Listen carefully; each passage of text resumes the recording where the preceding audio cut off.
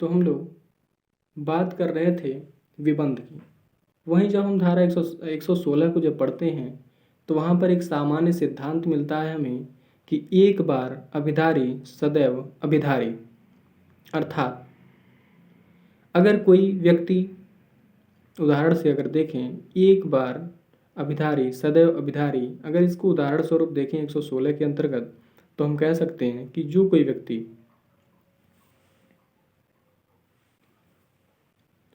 जैसे अगर कोई व्यक्ति ने किराए के रूप में किसी मकान में रूम लिया है, किराएदार की हैसियत से वह जो है कि किसी मकान को लेता है किराए पर, तो किराएदार की हैसियत में रहते हुए वह उसी संपत्ति के मालिकाना हक का दावा नहीं कर सकता। अर्थात अगर उसे दावा करना है तो उसे पहले अपनी किराएदारी छोड़नी होगी। अर्थात एक ही समय में दो विरोध करने वाली बातों को हम एक साथ लेकर नहीं चल सकते।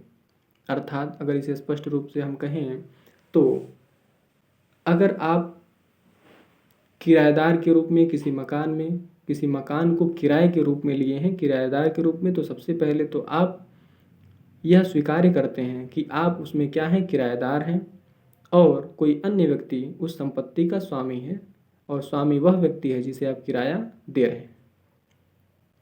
तो आप उसी मकान में रहते हुए उसी मकान पर आप अपने स्वामित्व का दावा नहीं कर सकते। अगर आपको स्वामित्व का दावा करना है तो सबसे पहले अपनी किराएदारी छोड़नी होगी।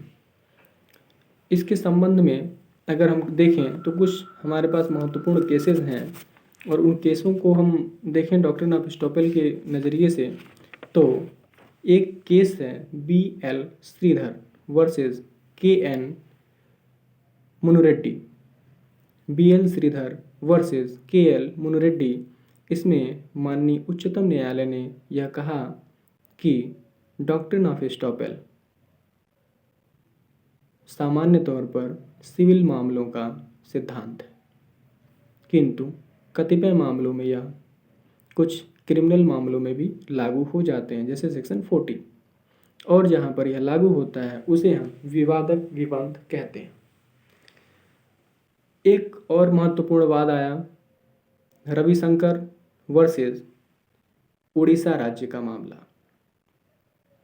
जिसमें माननीय न्यायालय के द्वारा यह निर्णय दिया गया कि मात्र दान देने का वचन देना यह किसी व्यक्ति के लिए विबंध का बल नहीं रखता।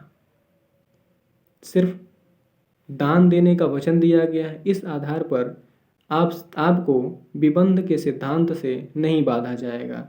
इसी से संबंधित एक और केस था N.B. Rao versus principal Orissa medical college.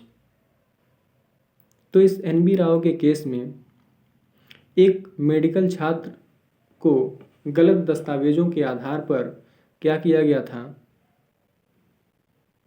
प्रवेश की अनुमति दी गई थी, किंतु 4 वर्ष बाद उसके प्रवेश को निरस्त कर दिया गया।